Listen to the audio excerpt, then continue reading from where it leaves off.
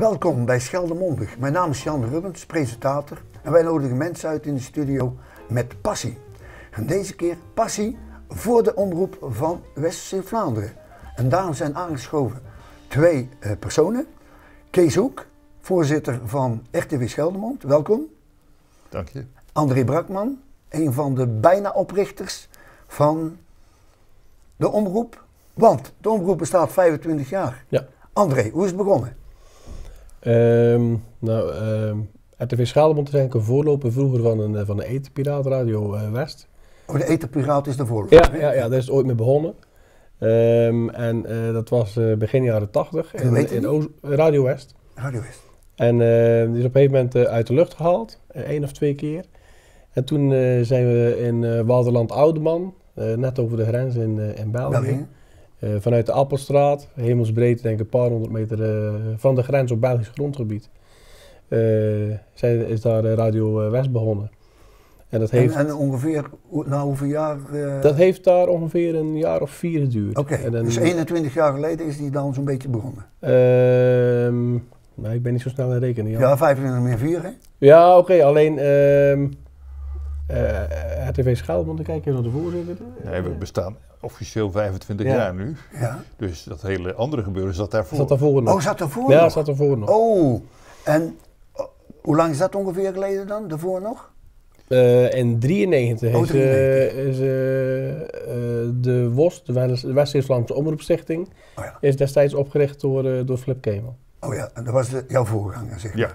En tot hoe lang is Flip voorzitter geweest? Tot 2009. En vanaf 2009 tot 2008? Mag ik het doen, ja. Oké. Goed, André. Eerst was de radio, heb ik begrepen? Ja. De Piraat en toen Radio West? Ja. In feite ook nog Piraat, maar dan vanaf Belgisch grondgebied. Oh, ja. Dat werd gedoogd. Maar in april 86 zijn we daar uit de lucht gehaald en toen was het klaar. Het is een hele tijd stil geweest en dan in 1993 de West-Sint-Vlaamse Omroepstichting. Vrij snel getransformeerd tot Radio Scheldemond. En dan in 2009 is het Scheldemond FM geworden. Ook radio uiteraard? Ja. En dan dacht ik dat we rond 2006... kwam tv erbij. kwam de televisie erbij. In eerste instantie kabelkrant. Oké, en wat moest er dan extra gebeuren voor een tv? Moest er dan een antenne geplaatst worden of zo? Of hoe werkt dat dan? Nee, tv ging anders. Dat ging meteen via de kabelsystemen van Delta. Delta Zeeland? Ja. En daar haakten wij op in. We hadden een server staan ergens in hun stations. En die server die werd gevoed. En dat signaal zetten zij voor ons op de kabel. Oké. Dus we waren ook alleen op, en dat is nog zo, op de kabel zichtbaar. En hoe werd dan zo'n signaal verstuurd? Ging dat met een antenne of met een... Nee, dat ging helemaal via de kabel. Hè, zoals via de kabel, dat zei je. Ja, okay, zoals iedereen nu nog steeds op de kabel zit. Zo was het toen ook. En de watertoren van Oostburg, wanneer kwam die dan? Die kwam eigenlijk in 2009 in beeld. Toen de oude voorzitter dus aangegeven heeft ermee te stoppen. Die had de antenne toen op zijn eigen woning staan. En dat moest natuurlijk ook weg daar. Dus we zochten ook een andere locatie voor de etherantenne van de radio. En dat was even een zoekplaatje. We hebben aan het ziekenhuis gedacht, we hebben aan het gemeentehuis gedacht. We hebben aan de in Oostburg wel? Ja, we hebben aan de BB-bunker gedacht. En waar staat die eigenlijk? Ook in Oostburg, in de nieuwbouw daar. Ja. En we zijn ook daar wezen kijken in die bunker ondergronds. Daar hebben we ook nog wel foto's van. Een hele lugubere omgeving. Daar staat nog steeds een mast van 40 meter hoog. Daar mochten we gebruik van maken van de toenmalige eigenaar als dat gewenst was. Ook van de ruimte daaronder trouwens. Maar dat was geen prettige omgeving om in te werken hoor. Heel muf. Helemaal ondergronds, vochtig. Het stonk er ook. Ratten? Alles. Alles wat je maar bedenken kunt. Oké, ja, je moet bij de grond beginnen hè, om iets op te bouwen. Hè? Ja. En toen kwam op een gegeven moment de antenne van...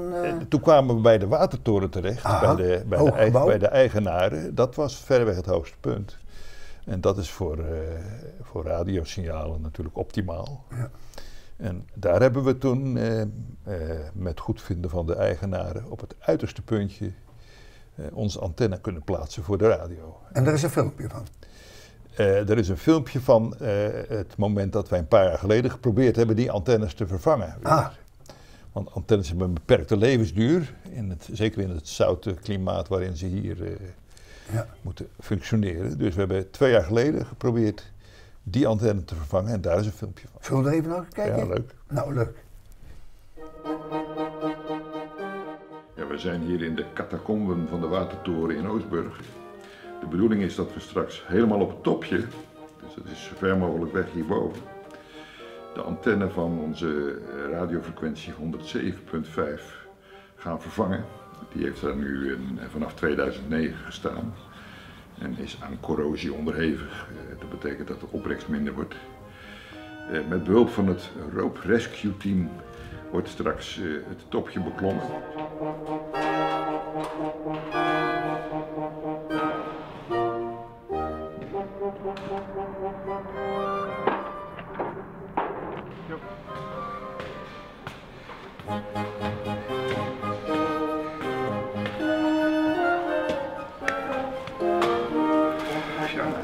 Werken jongens.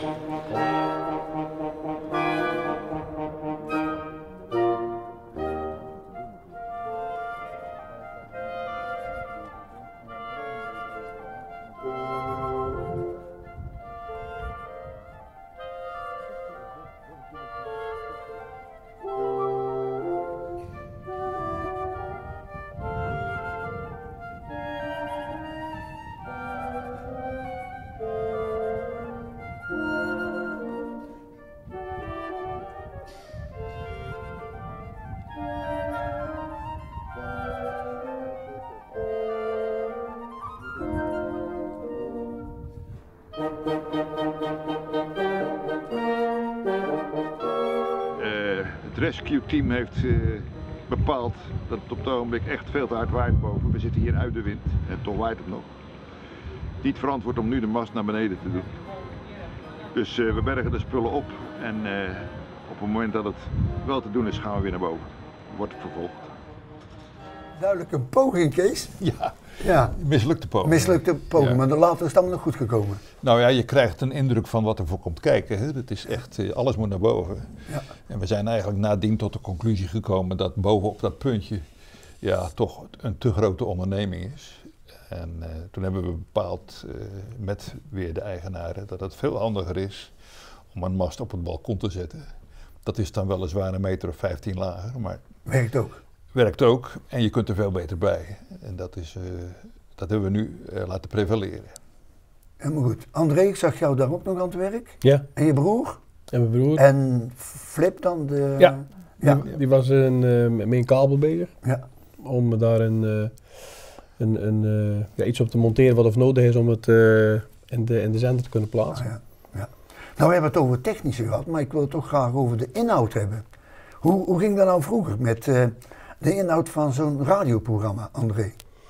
Nou, vroeger dan was het echt plaatjes draaien, zoveel mogelijk. Dat doen we trouwens nog. Dat doen we ook heel erg graag. Alleen zit een bepaalde ICE-norm zit er vast aan de totale inhoud van de programmering van zowel radio als televisie. ICE-norm? Ja, dat heeft te maken met het feit dat wij verplicht zijn om een bepaald percentage van onze uitzendingen te gebruiken voor lokale nieuwsberichten. Dus dat kan zijn het aankondigen van evenementen en activiteiten. Locatieuitzendingen die vallen daar ook onder. En het gebeuren met de televisie en wat wij doen, dat maakt er in feite op dit moment zo'n interview dat wij nu doen, dat maakt er ook deel van uit. Oh ja, je noemde locatie, dus op Ja. locatie. Ja. En hoe deed je dat, Kees, met op locatie iets uitzenden of opnemen? Nou ja, het was natuurlijk allemaal radio, hè, wat de klok Ja, sloeg. ja. Toen kwam de kabeltelevisie met de dia's eigenlijk, hè, waar ook reclame in zat. Maar waar ook informatie over wat er in de regio, de regioberichten, dat draaide daarmee.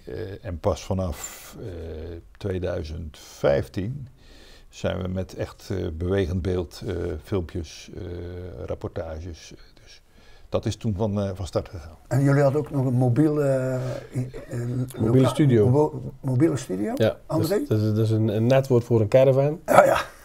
Dat klinkt goed. Ja, dat klinkt absoluut goed. Er is een studio ingebouwd, dus wij kunnen van daaruit uitzenden. Doen we op locatie-uitzendingen elk jaar, bijvoorbeeld in de Groede op de Jaarmarkt en op de visserijfeesten in Breskes. Oh, dat is nog steeds, hè? Dat is nog steeds. Ja. En dan gaat het signaal via internet, komt het in de zender terecht. Ja. En dan wordt het uitgezonden. En wat vond je nou het leukste wat je gedaan hebt zo? Alles is leuk natuurlijk. Alles is leuk. Maar het beest... Nou, waar we heel veel mooie herinneringen aan hebben, is onder andere aan de gemeenteraadsverkiezing, waar we rechtstreeks verslag van hebben gedaan. Oh ja. Waarmee we de primeur hadden om dat ook rechtstreeks op televisie te brengen. Dat was echt heel leuk om te doen en daar hebben we ontzettend veel goede reacties op gehad. En wat nog echt heel leuk was, is dat we, en dat was, ik dacht in 2007 volgens mij, toen toen is er of 2005 is er een grote ramp geweest, hebben we geld ingezameld. Met een heleboel verenigingen van West-Vlaanderen. En dan hadden we nog een bus, dat was nog geen caravan, maar dat was een bus als mobiele studio. Zijn we alle kernen afgegaan. En in die kernen, dat was ook mede georganiseerd door de gemeente. En in die kernen kwamen alle mensen die over iets georganiseerd hadden namens hun vereniging, kwamen het geld afgeven bij onze mobiele studio. En dan is het op het eind van de dag door de burgemeester het totaalbedrag kenbaar gemaakt. En dat is toen gedoneerd aan de landelijke actie. En als ik mij voorstel, Kees, was het nog iets van rond de €25.000. Zo? Ja, van ver voor mijn tijd is dat nee. geweest. Maar het was een aanzienlijk bedrag. Ja. Oké. Dus, maar goed, en dan zag je echt een stukje verbondenheid binnen West-Vlaanderen van alle kernen. Ja. En dan mochten wij dan ons steentje gaan bijdragen, zodat de gemeente het een klein beetje bepaald had. Ja. Dat was leuk. Ja, die media die kun je natuurlijk echt mooi gebruiken bij zoiets. Hè? Ja. Ja, helemaal goed. Absoluut. Ja. Kees, 25 jaar, dat betekent feest. Ja, wij gaan de 24e feest vieren van deze maand. Van november 2018. Ja, daar hebben we de oud-vrijwilligers, de huidige vrijwilligers. Mag ik vragen hoeveel zijn het er ongeveer?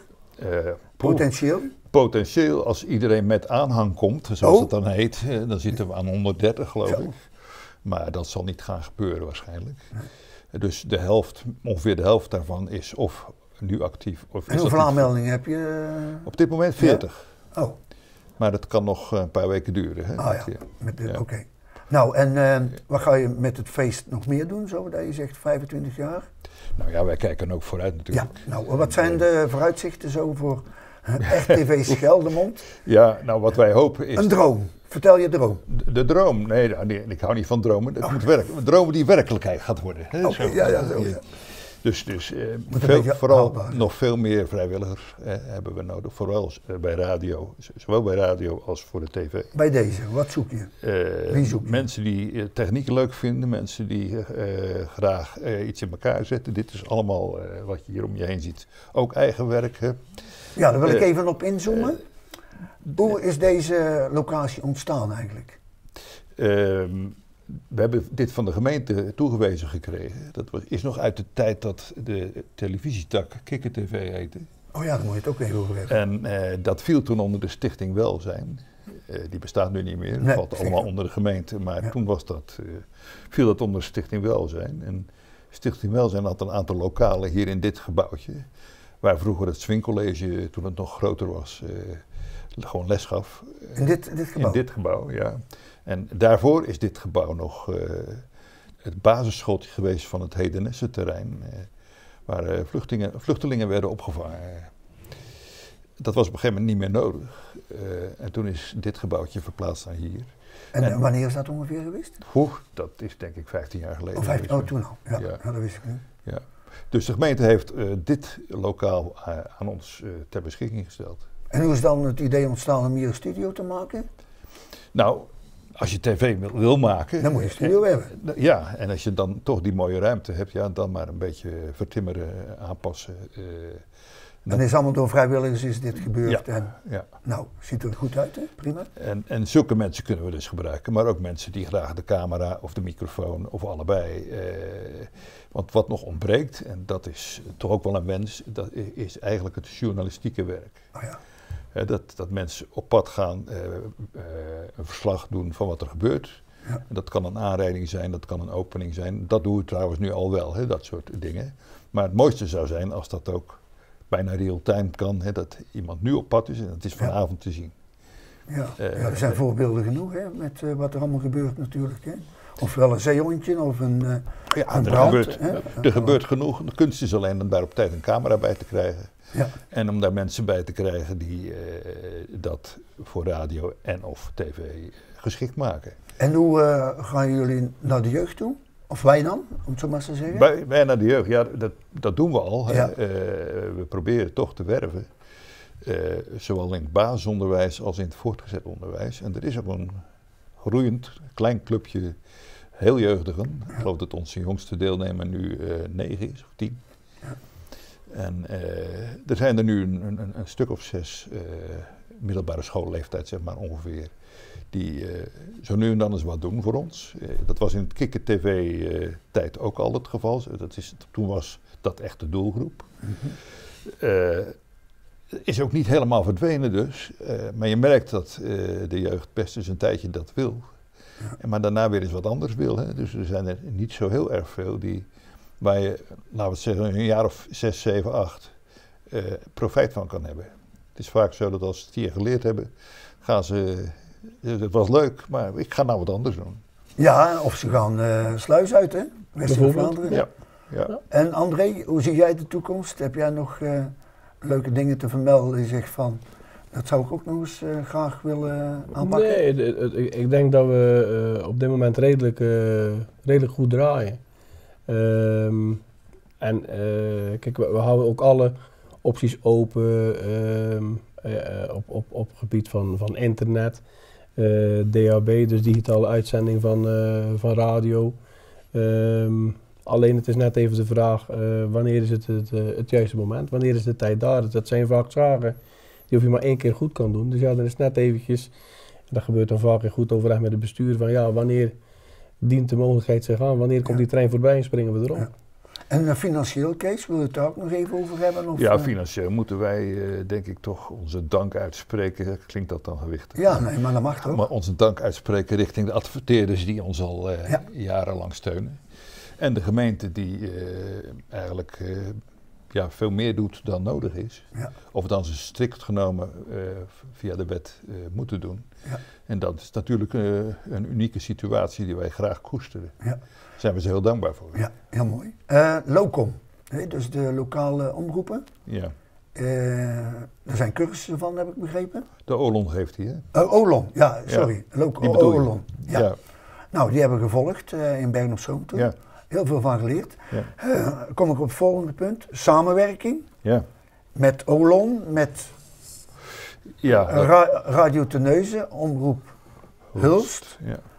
Omroep Zeeland, AVS bijvoorbeeld, de Belgische kant op. Ja, dat zijn allemaal opties die voortdurend in beeld zijn en soms wat heftiger dan andere keren. Er zijn ook al meerdere pogingen ondernomen om concreet dingen samen te doen. Dat is een keer gelukt bij 200 jaar Zeeuws-Vlaanderen. Ja. Dat is nu alweer een aantal jaren geleden. Dat was in 2014. Ja. Toen hebben we echt met z'n drieën, althans het is 3 Zeeuws-Vlaamse lokale omroepen, hebben toen samengewerkt. Ja. Toen zijn er wat bestuurswisselingen geweest, zowel in Terneuzen als in Hulst. Ja, klopt. Ja, dan moet dat allemaal weer opnieuw op gang komen. En dan krijg je ook meer te maken met mensen die er weer net wat anders over denken. Ja. Dus in die fase zitten we nu. Ja. Het zijn allemaal vrijwilligers, hè, die er eigen ideeën hebben. En dat is best moeilijk. Toch? Klopt. Goed, zullen we het hierbij laten, André en Kees? Nou, nog 1 tip voor de kijkers. Ja, vertel. Wij horen regelmatig dat we alleen maar op Delta te horen en te zien zijn via de kabel. Maar sinds kort is ook de tv, radio was daar wat langer, via de livestream op onze website. En hoe komen we erop? rtvscheldemond.nl. Gewoon googlen en dan zie je daar zowel de radio live als de tv. Want de tv is van 6 uur 's avonds Nou, tv is 24 uur per dag ook. Alleen de opnames die, zoals deze, gemaakt worden, die zijn vanaf 6 uur 's avonds. Ja, tot 7 uur 's morgens, hè? Ja. Ja. En dan begint de radio weer, hè? Ja. Nou, nog iets voor de adverteerders? Ja, die zijn natuurlijk allemaal welkom. En hoe meer, hoe beter. Want hoe meer wij ook kunnen gaan doen. Hè. We zijn nu, als de televisie betreft, wisselen we iedere 2 weken. Maken we een nieuwe programma.